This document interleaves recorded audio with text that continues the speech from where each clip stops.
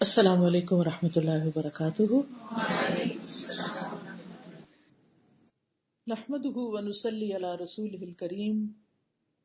اما بعد فاعوذ باللہ من الشیطان الرجیم. بسم اللہ الرحمن الرحیم. رب اشرح لي صدری ويسر لي امری واحلل عقدۃ من لسانی یفقهوا قولی. آج انشاءاللہ ہم اس موضوع پر بات کریں گے کہ قرآن میری زندگی.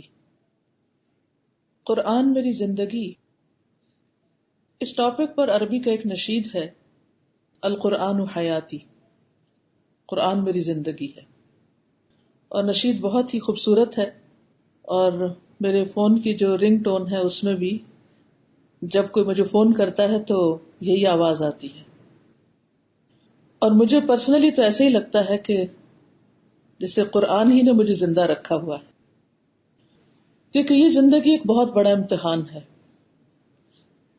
اس میں انسان کی مختلف ذمہ داریوں کو نبھانا، انسانوں کے حقوق کو نبھانا، مختلف لوگوں کے ساتھ معاملہ کرنا، مختلف کام کرنا، یہ سب کچھ ایک بہت بڑا امتحان ہے ہمارے لیے کہ ہم اس میں سیدھی راہ پر رہیں. اور سیدھے راستے پر کوئی رہ نہیں سکتا جب تک کہ وہ قرآن کو نہ تھام کے چلے. رسول اللہ صلی اللہ علیہ وسلم نے فرمایا تھا، میں تم میں 2 چیزیں چھوڑے جا رہا ہوں، تم ہرگز گمراہ نہ ہوگے جب تک تم ان دونوں کو مضبوطی سے تھام کر رکھو گے، ایک اللہ کی کتاب اور دوسرے اس کے نبی کی سنت. یہ 2 چیزیں ہماری ہدایت کا ذریعہ ہیں اور ہمیں سیدھے راستے پر رکھ سکتی ہیں. وہ سیدھا راستہ جس کے لیے ہم ہر نماز کے اندر دعا کرتے ہیں، اہدنا الصراط المستقیم، کہ ہمیں سیدھے راستے کی ہدایت عطا فرما، وہ راستہ جس پر ہم چلیں اور اللہ سبحانہ و تعالیٰ کے انعام یافتہ بندوں میں شامل ہو جائیں. صراط الذین انعمت علیہم، اور اللہ کے غضب سے بچ سکیں اور بھٹکنے سے بچ سکیں، پریشانیوں سے بچ سکیں، اور اللہ کو راضی کرتے ہوئے اس اپنے اصل گھر میں جو اللہ نے انسانوں کے لیے تیار کیا ہے جنت کی شکل میں، اس تک پہنچ سکیں. حقیقت یہ ہے کہ کچھ لوگ زندہ ہیں لیکن ان کے دل مردہ ہوتے ہیں کیونکہ ان دلوں میں قرآن نہیں ہوتا. اسی طرح کچھ لوگ بظاہر مر جاتے ہیں، دنیا سے چلے جاتے ہیں، لیکن وہ لوگوں کے دلوں میں زندہ رہتے ہیں، اور وہ دین ہی کی وجہ سے، ایمان کی وجہ سے. صحابہ کرام کے بارے میں جب ہم پڑھتے ہیں، سنتے ہیں، تو ہمارے دل ان کی محبت سے بھر جاتے، ہمارے دلوں میں ایک خاص قسم کی خوشی پیدا ہوتی، ہم اپنے آپ کو ان سے کنیکٹ کر سکتے ہیں. کیوں؟ آخر کس وجہ سے؟ ہمارا ان سے کیا رشتہ ہے؟ ہم تو ان کی قوم میں سے بھی نہیں، ہم تو ان کے رشتہ دار بھی نہیں، ہم تو شاید ان کی اولاد میں سے بھی نہیں. پھر وہ محبت کی وجہ، وہ احترام کی، عقیدت کی، ہمارے دلوں کے اندر ایک خاص کیفیت پیدا ہو جاتی ہے جب ہم ان کے تذکرے پڑھتے ہیں. تو اس کی بنیادی وجہ کیا ہے؟ اس کی بنیادی وجہ یہی ہے کہ وہ اللہ کے انعام یافتہ بندوں میں سے تھے، اس سیدھے راستے پر چلنے والے تھے جنہوں نے قرآن کو تھام کر رکھا، نبی صلی اللہ علیہ وسلم کی سنت پر خوشی سے عمل کیا، آپ کا ساتھ دیا، آپ کی مدد کی، اور آپ کے لائے ہوئے دین کو آگے دنیا تک پہنچایا، اور اس کے لیے کسی بھی چیز کی پرواہ نہیں کی، نہ اپنے جان کی، نہ مال کی، نہ اولاد کی. آپ کو اور آپ کے پیغام کو ہر چیز سے آگے رکھا، اور یہی ان کے مومن ہونے کی بھی دلیل ہے. تو آج ہم بھی مسلمان ہیں، ہم بھی آپ کی امت میں سے ہیں. ہم بھی چاہتے ہیں کہ قیامت کے دن آپ ہماری شفاعت کریں. ہم چاہتے ہیں کہ ہم قیامت کے دن آپ کے ساتھ اٹھائے جائیں، آپ کے ہاتھوں حوض کوثر سے پانی پلائے جائیں، جنت میں ہم آپ سے ملاقات کر سکیں، آپ کے قریب ہو سکیں. تو اس کے لیے ضروری ہے کہ ہم آپ کے لائے ہوئے پیغام کو تھام لیں. اللہ سبحانہ وتعالیٰ نے ہم سب پر احسان کیا رسول اللہ صلی اللہ علیہ وسلم کو بھیج کر. اللہ تعالیٰ فرماتے ہیں لقد من اللہ علی المؤمنین، البتہ تحقیق اللہ نے مومنوں پر احسان کیا ہے. اللہ تعالیٰ خود اس کو احسان بتاتے ہیں. لقد من اللہ علی المؤمنین اذ بعث فیہم رسولا منہم، جب ان کے اندر انہی میں سے ایک رسول بھیجا، یعنی انسانوں میں سے اور خود عربوں کے لیے خود ان کی قوم میں سے. لیکن یہ احسان کیا ہے؟ یہ احسان یہ ہے کہ انہوں نے ہمیں 4 چیزیں دی، جس کا ذکر سورۃ البقرہ کی اس آیت میں بھی آتا ہے، کما ارسلنا فیکم رسولا منکم یتلو علیکم آیاتنا ویزکیکم ویعلمکم الکتاب والحکمت ویعلمکم ما لم تکونوا تعلمون. جس طرح ہم نے تم میں ایک رسول تمہیں میں سے بھیجا جو تم پر ہماری آیات پڑھتا ہے، تمہیں پاک کرتا ہے، تمہیں کتاب اور حکمت سکھاتا ہے، اور تمہیں وہ کچھ سکھاتا ہے جو تم نہیں جانتے تھے. اور ایک حقیقت ہے کہ اللہ کے رسول صلی اللہ علیہ وسلم نے ہمیں وہ کچھ سکھایا جو ہم کسی اور طریقے سے جان سکتے ہی نہیں تھے، کیونکہ آپ کے علم کا سورس وحی الہی ہے. یہ علم کہیں اور سے حاصل نہیں ہو سکتا. یہ حکمت کی باتیں، یہ کتاب، یہ اللہ کا کلام، یہ اللہ کا پیغام ہم کسی اور ذریعے سے حاصل کر ہی نہیں سکتے. تو یہ اللہ تعالیٰ کا ہم سب پر بہت بڑا احسان ہے، اور یہ احسان اس شکل میں کہ اس نے ہمیں رسول اللہ صلی اللہ علیہ وسلم کے ذریعے اپنے کلام کی تعلیم دی. انہوں نے یہ کلام پڑھ کر سنایا اپنے ساتھیوں کو، اور پھر انہوں نے آگے کی جنریشن کو، اور پھر اس کے بعد ہوتے ہوتے آج یہ کلام ہمارے تک پہنچا. اس کی تعلیم اور پھر حکمت یعنی نبی صلی اللہ علیہ وسلم کی سنت کی تعلیم، اور پھر آپ کا جو تعلیم اور تربیت کا طریقہ تھا اور جو انسانوں کے اخلاق کو سنوارنے کا طریقہ تھا، وہ یزکیکم، تزکیہ. یعنی دین کی تعلیم صرف یہی نہیں ہے کہ انسان کی تجوید اچھی ہو جائے، یا یہ کہ اس کو قرآن کا ترجمہ آ جائے، یا یہ کہ اس کو حدیثیں بہت سی یاد ہو جائیں، بلکہ اس کے ساتھ ساتھ آپ دیکھیے کتنی بیلنسڈ اپروچ ہے. وہ یزکیکم، کہ وہ تمہارا تزکیہ بھی کرتا ہے. جیسے کہ ایک اور حدیث میں بھی آتا ہے کہ انما بعثت لاتمم مکارم الاخلاق، کہ میں اس لیے بھیجا گیا ہوں کہ عمدہ اخلاق کی تکمیل کر دوں، یعنی بہترین اخلاق سکھاؤں. اور رسول اللہ صلی اللہ علیہ وسلم نے ہمیں سکھایا. تو اس لیے ہم سب کچھ بھی ہوں، کسی بھی کیپیسٹی میں، کچھ بھی پڑھے ہوئے، کسی بھی مقام پر، ہمارے لیے لازم ہے کہ اگر ہم اپنے آپ کو سنوارنا چاہتے ہیں، ہم اپنا تزکیہ کرنا چاہتے ہیں، ہم حکمت کی باتیں سیکھنا چاہتے ہیں، تو ہم کیا پڑھیں؟ قرآن کو پڑھیں، سنت کو پڑھیں. میں دیکھ رہی تھی کہ اس وقت دنیا میں سب سے زیادہ جن کتابوں کی ڈیمانڈ ہے، جو بیسٹ سیلرز شمار ہوتی ہیں، وہ عام طور پر وہ کتابیں ہیں جس میں انسانوں کی پرسنل گرومنگ کی جاتی ہے، یا ان کو یعنی ایک بہترین انسان بننے کے طریقے ان کو سکھائے جاتے ہیں، یا ان کے ساتھ مختلف لوگوں کی وزڈم شیئر کی جاتی ہے. آپ دیکھیے کہ آپ ہی کے ایک انڈیا کے ہیں جن کا نام شرما آتا ہے، ساتھ پورا نام نہیں مجھے یاد اس وقت، ان کی شاید 8 کتابیں جو ہیں وہ ملینز میں تقسیم ہوئی ہیں اور ملینز میں خریدی گئی ہیں، بیسٹ سیلر ہے. ایک ایک کتاب کئی ملین کے طور پر چھپتی ہے. تو میں دیکھ رہی تھی ایک کتاب کسی نے مجھے ان کی دی، تو میں اس کو پڑھ کر دیکھ رہی تھی کہ آخر اس کتاب میں کیا ہے کہ اتنے ملین یہ کتاب بکی ہے. تو مجھے یہی احساس ہوا کہ لوگوں کے اندر اچھی باتیں جاننے کا شوق ہے، لوگوں کے اندر اچھی کتابیں پڑھنے کا اور حکمت کی باتیں جاننے کا شوق ہے. لیکن جب میں نے اس کتاب کے کچھ چیپٹرز پڑھے تو میں نے دیکھا کہ کتاب کا سورس مختلف فلاسفرز ہیں، مختلف دنیا کے جو اچھے سوچنے والے اچھے تھنکرز ہیں، ان کے کوٹیشنز ہیں، اور ان کی کتابیں پڑھ پڑھ کر انہوں نے ایک نئے انداز میں یہ کتاب لکھی ہے.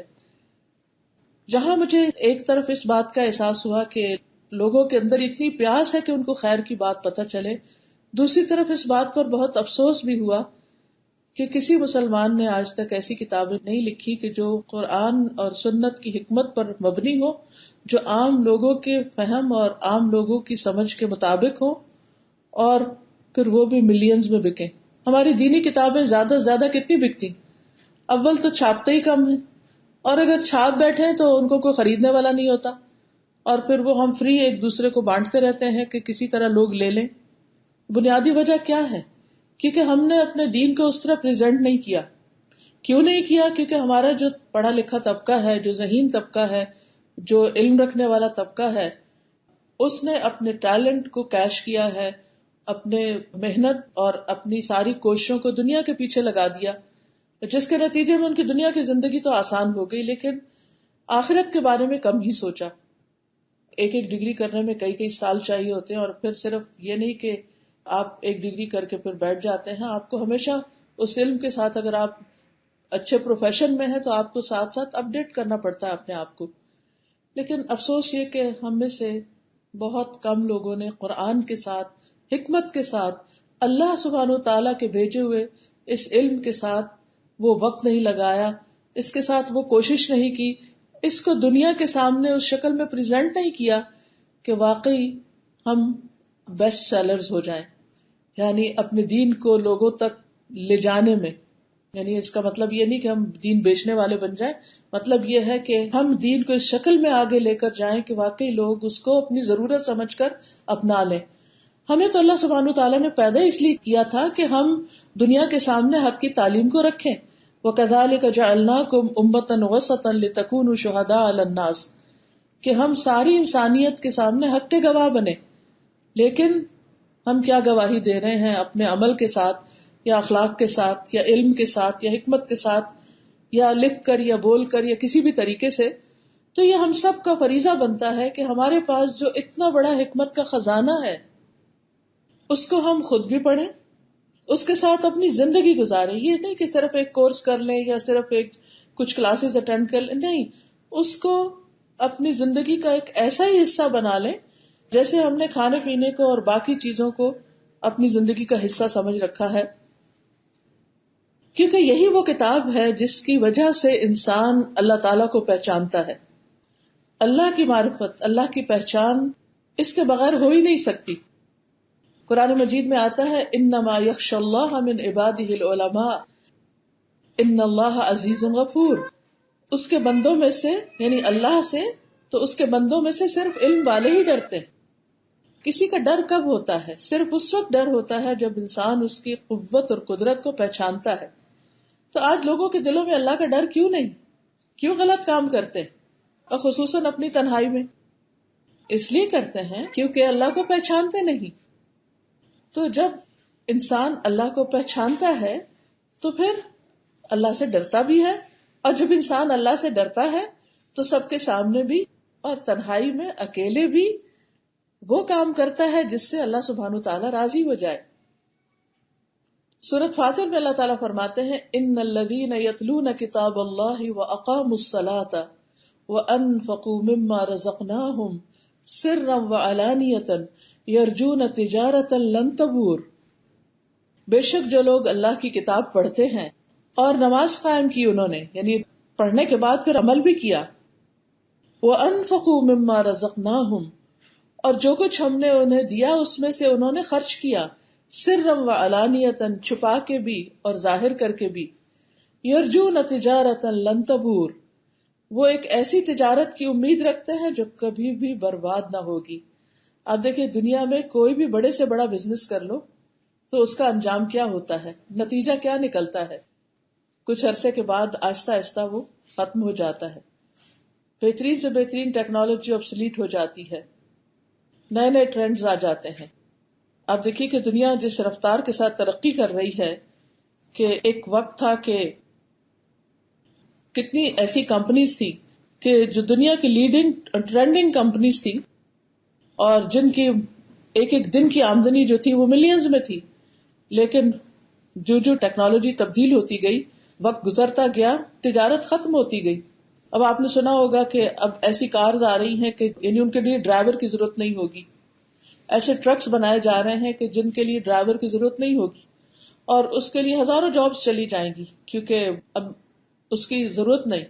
آرکیٹیکچر کا شعبہ جو کبھی کتنا پریسٹیجیس ہوتا تھا آج بھی ہے، لیکن کچھ عرصے کے بعد وہ اس کے بارے میں بھی کہا جا رہا ہے کہ اس کی بھی ضرورت نہیں رہے گی، کیونکہ اب کمپیوٹر کے ذریعے وہ کام جو کئی کئی مہینوں میں آرکیٹیکٹ کیا کرتے تھے، وہ 1-2 دن کے اندر 24 گھنٹوں کے اندر آپ کے لیے کر کے دے دیا جائے گا.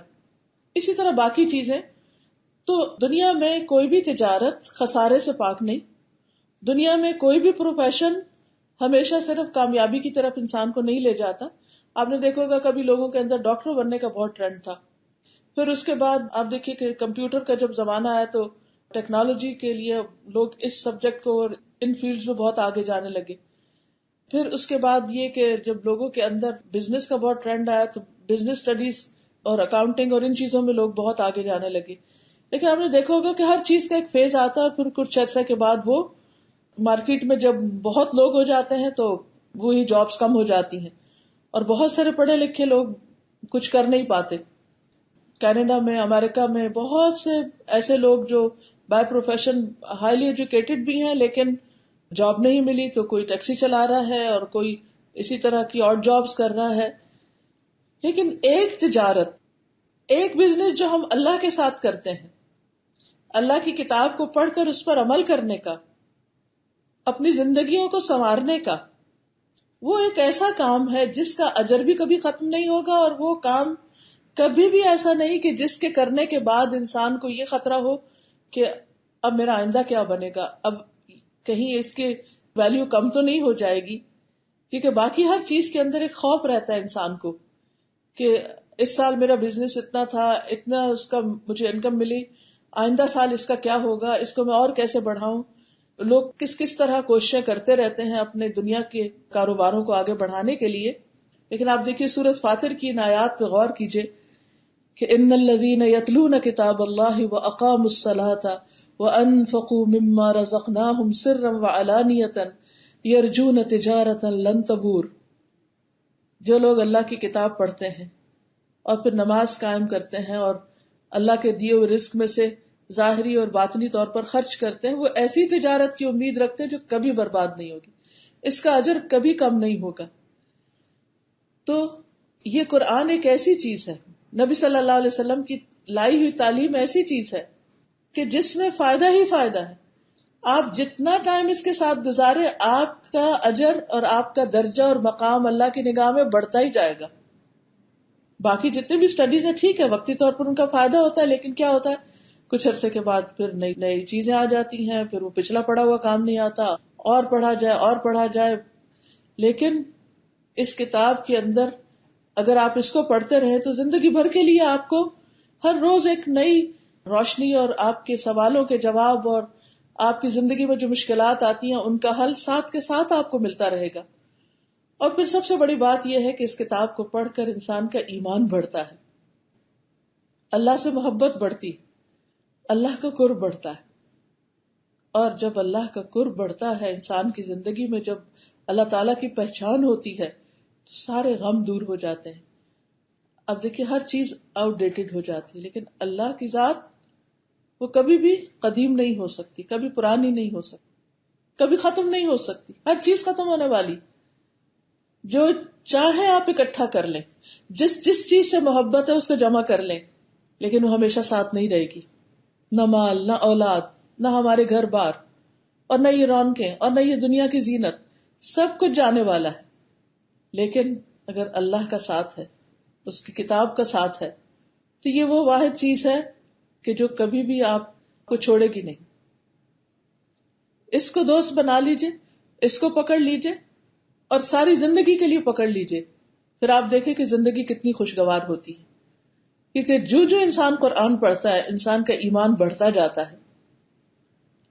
اللہ سبحانہ وتعالیٰ سورۃ الانفال میں فرماتے ہیں انما المؤمنون الذین اذا ذکر اللہ وجلت قلوبہم واذا تلیت علیہم آیاتہ زادتہم ایمانا وعلی ربہم یتوکلون. سچے مومن تو وہ ہیں کہ جب ان کے سامنے اللہ کا ذکر کیا جائے تو ان کے دل کانپ اٹھتے ہیں، ان کے دل ہل کر رہ جاتے ہیں، اور جب اللہ کی آیات انہیں سنائی جائے تو ان کا ایمان بڑھ جاتا ہے اور وہ اپنے رب پر بھروسہ کرتے ہیں. اور یاد رکھیے کہ دین کا کام ہو، دنیا کا کام ہو، جب تک انسان اللہ پر بھروسہ نہیں کرتا آگے نہیں بڑھ سکتا. جندب بن عبداللہ کہتے ہیں کہ ہم نے ایمان سیکھا پھر ہم نے قرآن سیکھا جس سے ہمارے ایمان میں اضافہ ہوا. یعنی انسان ایمان لاتا ہے، لیکن اس ایمان کو کیا چیز نرش کرتی ہے، کیا چیز اس کو بڑھاتی ہے، اس کے پھل پھول کیسے آتے ہیں، وہ قرآن کے ذریعے آتے ہیں.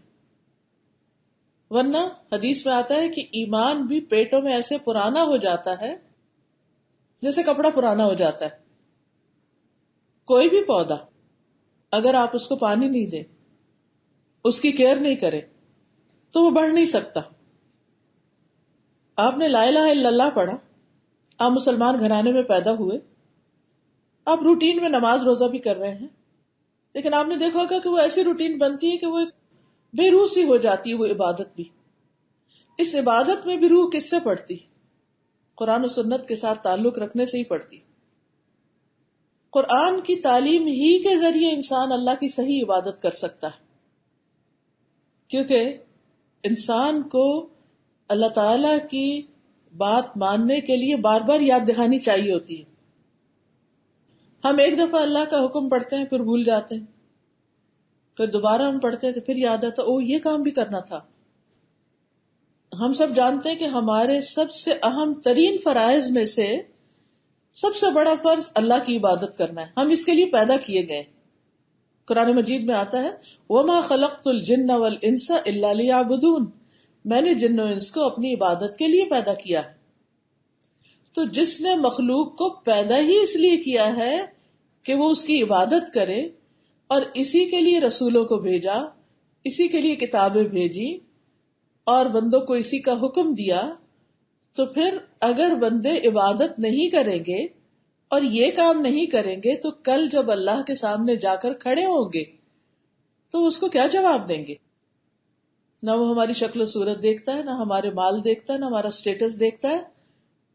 وہ کیا دیکھے گا کہ ہم کیا کر کے آئے ہیں، اور کیا یہ سب کچھ اس کے مطابق ہے جو میں نے بتایا تھا اور میں نے بھیجا تھا. اگر اس کے مطابق ہے تو ٹھیک، اور اگر اس کے مطابق نہیں تو پوری زندگی کے ایفرٹ بیکار.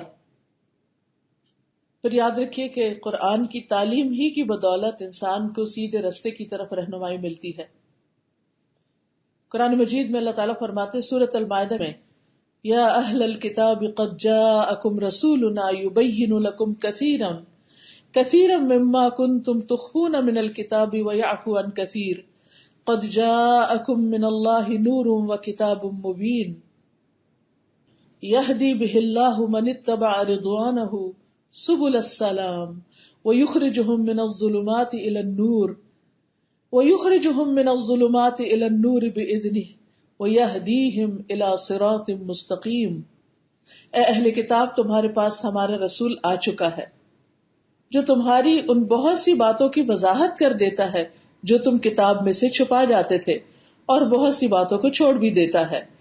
اب تمہارے پاس اللہ کی طرف سے روشنی اور ایسی واضح کتاب آ چکی ہے، یعنی قرآن، جس کے ذریعے اللہ ان لوگوں کو سلامتی کی راہیں دکھاتا ہے جو اس کی رضا کے پیچھے چلتے ہیں، اور انہیں اپنے اذن سے اندھیروں سے نکال کر روشنی کی طرف لے آتا ہے اور سیدھی راہ کی طرف ان کی رہنمائی کرتا ہے. تو جو شخص بھی سیدھے راستے پر چلنا چاہتا ہے اس کے لیے لازم ہے کہ وہ قرآن سے مضبوط تعلق قائم کرے اور مستقل بنیادوں پر استقامت کے ساتھ ہمیشہ کے لیے. رسول اللہ صلی اللہ علیہ وسلم نے فرمایا اللہ عز و جل کی کتاب ہی اللہ کی رسی ہے، جو اس کی پیروی کرے گا وہ ہدایت پر رہے گا، اور جو اسے چھوڑ دے گا وہ گمراہی پر رہے گا. تو یہ ہو ہی نہیں سکتا کہ اس کتاب کو چھوڑ کر ہم سیدھے رستے پر رہ سکیں. علامہ اقبال نے کہا تھا نا کہ چمے گویم مسلمانم بلرزم کہ می دانم مشکلات لا الہ را. جب میں کہتا ہوں کہ میں مسلمان ہوں تو میں کانپ اٹھتا ہوں، کیونکہ مجھے معلوم ہے کہ مسلمان ہونے کی مشکلات کیا کیا ہیں. لیکن ان مشکلات پر قابو کیسے پایا جا سکتا ہے؟ کس کے ذریعے؟ گر تو خواہی مسلمان زیستن نیست ممکن جز بقرآن زیستن. اگر تم واقعی چاہتے ہو کہ مسلمان بن کے زندہ رہو تو یہ ممکن ہی نہیں کہ قرآن کے بغیر صحیح مسلمان بن سکو. تو صحیح رستے پر چلنے کے لیے اللہ کی اس رسی کو تھامے رکھنا بہت ضروری ہے. سورۃ الاسراء میں اللہ تعالیٰ فرماتے ہیں ان ھذا القرآن یہدی للتی ہی اقوم ویبشر المؤمنین الذین یعملون الصالحات ان لہم اجرا کبیرا. یہ قرآن تو وہ راستہ دکھاتا ہے جو سب سے سیدھا ہے، اقوم سب سے زیادہ درست، اور جو لوگ ایمان لاتے ہیں اور نیک عمل کرتے ہیں انہیں بشارت دیتا ہے کہ ان کے لیے بہت بڑا اجر ہے. یعنی جو اس کتاب کو مان جائیں اور اس پر عمل کریں ان کے لیے خوشخبری، گڈ نیوز کہ ان کا اجر بہت بڑا ہے، ان کا ریوارڈ بہت بڑا ہے. یعنی کام ہم وہی کر رہے ہیں، لیکن اگر قرآن کی تعلیم کی روشنی میں ہم کریں گے تو ہمارے انہی کاموں کا ریوارڈ بہت بڑا ہو جائے گا، کیونکہ ہماری نیت اچھی ہو جائے گی، ہمارا طریقہ اچھا ہو جائے گا، ہمارا اخلاق اچھا ہو جائے گا، اور پھر اس کا اجر بھی اتنا ہی زیادہ اچھا ہو جائے گا. پھر اسی طرح یہ یاد رکھیے کہ قرآن ہی کی تعلیم کی بدولت انسان کو روشنی اور فرقان ملتا ہے.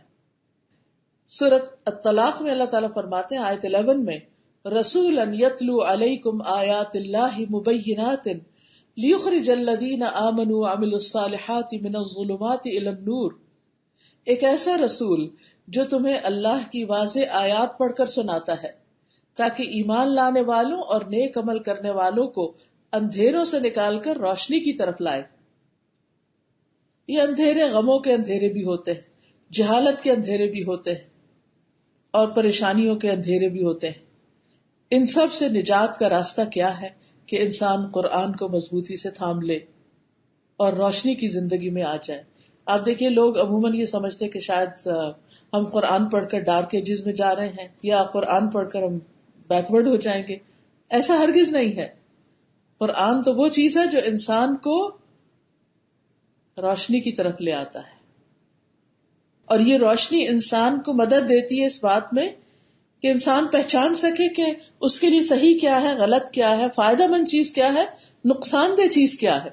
ہم سب نقصان سے بچنا چاہتے ہیں، لیکن بعض اوقات ہمیں یہ نہیں پتا ہوتا کہ ہمارے لیے حقیقی نقصان کی چیز کیا اور حقیقی فائدے کی چیز کیا ہے.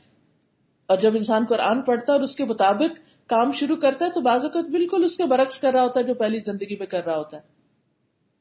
تو ہمیں قرآن کے مطابق اپنی زندگی کا یہ سفر گزارنا ہے. پھر اسی طرح ایک اور جگہ پر اللہ تعالیٰ فرماتے سورۃ النور میں یا ایھا الناس قد جاءکم برہان من ربکم وانزلنا الیکم نورا مبینا. اے لوگو بلا شبہ تمہارے پاس ہمارے رب کی طرف سے ایک واضح دلیل آ گئی ہے اور ہم نے تمہاری طرف ایک واضح نور اتارا ہے. یعنی قرآن کیا ہے؟ ایک ایسی روشنی کہ جس سے انسان کو خیر اور شر کا پتہ چل سکے. رسول اللہ صلی اللہ علیہ وسلم نے فرمایا اے لوگو میں ایک انسان ہوں، قریب ہے کہ میرے رب کا بھیجا ہوا میرے پاس آئے، یعنی فرشتہ آئے تو میں اسے قبول کر لوں، یعنی دنیا سے چلا جاؤں، اور میں تم میں دو بھاری چیزیں چھوڑے جا رہا ہوں. ان میں سے پہلی اللہ کی کتاب ہے جس میں ہدایت اور نور ہے، تو تم اللہ کی اس کتاب کو پکڑے رکھو اور اس کے ساتھ مضبوطی سے جڑے رہو.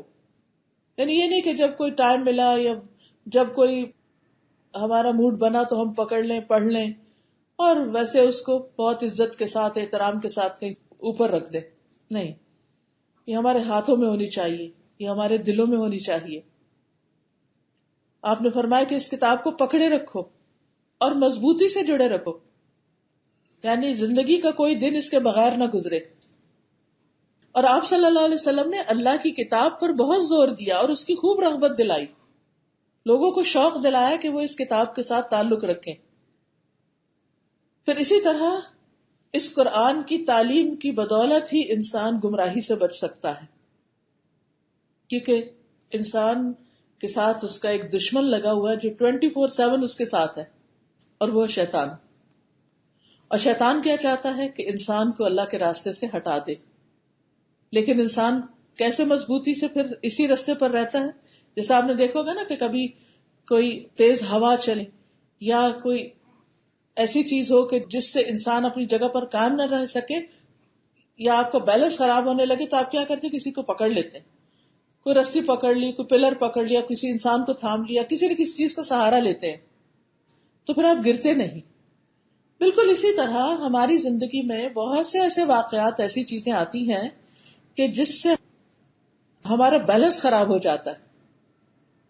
پریشانیاں ہمیں ہلا کر رکھ دیتی ہیں، ہمیں سمجھ نہیں آتا کہ اب ہم کیا کریں، اور پھر اس وقت شیاطین خوب کام کر جاتے ہیں اور دوسرے رستوں کی طرف بلاتے ہیں. جیسے حدیث میں آتا ہے، سنن دارمی کی روایت ہے، عبداللہ فرماتے ہیں کہ سیدھے راستے پر آمد و رفت رہتی ہے، یہاں شیاطین آتے ہیں. یعنی جب انسان نیک راستہ بھی اختیار کرتا ہے تو بھی شیطان پیچھا نہیں چھوڑتا، اور بلند آواز سے کہتے ہیں اے اللہ کے بندے دوسرے راستے پر آ جاؤ. کبھی وہ انسانوں کے روپ میں آتے ہیں، کبھی کسی طرح کبھی کسی طرح. بس تم اللہ کی رسی کو مضبوطی سے تھام لو، بے شک اللہ کی رسی قرآن ہے. پھر یاد رکھیے کہ اسی کتاب کے ذریعے ہم گناہوں سے بچ سکتے ہیں. ابن تیمیہ کہتے ہیں کہ جب انسان قرآن پڑھتا ہے اور اس میں غور و فکر کرتا ہے تو یہ سب ان اسباب میں سے ایک مضبوط سبب ہے جو انسان کو نافرمانیوں سے، یعنی ساری نافرمانیوں سے یا بعض نافرمانیوں سے روک لینے والا ہوتا ہے. پھر اسی طرح یاد رکھیے کہ مرنے کے بعد جب ہم قبر میں جائیں گے اور ہم سے 3 سوال کیے جائیں گے تو ان سوالوں کا جواب بھی جب ہی دینا آئے گا جب ہم دنیا میں قرآن سے تعلق رکھیں گے. سنن نبی داؤد کی روایت ہے، رسول اللہ صلی اللہ علیہ وسلم نے فرمایا، میت کو دفنا کر جب لوگ واپس پیٹ پھیر کر جاتے ہیں تو میت ان کے قدموں کی آہٹ سنتی ہے، جبکہ اس سے یہ پوچھا جا رہا ہوتا ہے کہ اے فلاں، یہ بتا تیرا رب کون ہے، تیرا دین کیا ہے، تیرا نبی کون ہے. فرمایا اس کے پاس 2 فرشتے آتے ہیں اور اسے اٹھا کے بٹھاتے ہیں اور اس سے پوچھتے ہیں من ربک، تو وہ کہتا ہے ربی اللہ، میرا رب اللہ ہے. وہ پوچھتے ما دینک، تو وہ کہتا ہے دینی الاسلام، میرا دین اسلام ہے. وہ اس سے پوچھتے ہیں ما ھذا الرجل الذی بعث فیکم، کہ وہ آدمی کون ہے جو تم میں بھیجا گیا تھا. وہ کہتا ہے ہوا رسول اللہ صلی اللہ علیہ وسلم، وہ اللہ کے رسول ہیں. وہ کہتے ہیں وما یدریک، تمہیں یہ باتیں پتہ کیسے چلی، کہاں سے تم نے جانا، یہ علم کہاں سے ہوا تمہیں. وہ کہتا ہے قرأت کتاب اللہ، میں نے اللہ کی کتاب پڑھی، فآمنت بہ وصدقت، میں اس پہ ایمان لایا اور اس کو سچ مانا، اس کی تصدیق کی. وہاں سے مجھے پتا چلا ہے کہ میرا رب کون ہے، میرا رسول کون ہے، میرا دین کیا ہے. تو اس لیے اگر ہم چاہتے ہیں کہ ہم مرنے کے بعد اپنی اگلی زندگی میں بھی کامیاب ہوں تو بہت ضروری ہے کہ ہم اس کتاب کو پڑھیں اور اس کے مطابق زندگی بسر کریں. اور خاص طور پر اگر ہم اس کو باقاعدہ پڑھنے کے لیے نکلتے ہیں، سیکھنے کے لیے ایڈمیشن لیتے ہیں، جا کر دوسرے ساتھیوں کے بیچ میں بیٹھ کر سیکھتے ہیں، تو اس کے اپنے ہی کچھ فائدے ہیں. ایک تو ایسی مجلس پر اللہ کی رحمت ہوتی ہے، فرشتے اس کو ڈھانپ لیتے ہیں.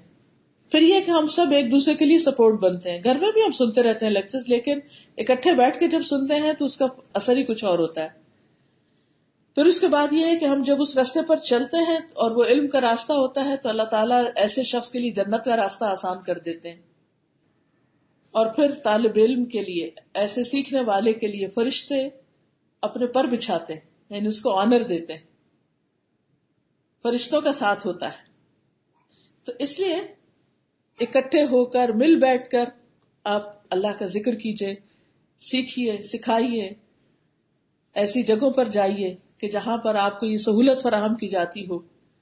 اکیلے میں انسان پر کبھی کوئی آ جاتا ہے، کوئی مہمان آ جاتا ہے، پھر چھوٹ جاتا ہے، کوئی بیماری آ جاتی ہے، لیکن جب اس راستے کے دوسرے ساتھی ہوتے ہیں تو پھر وہ ایک دوسرے کو تھامے رکھتے ہیں، ایک دوسرے کے کام آتے ہیں، ایک دوسرے کی مدد کرتے ہیں.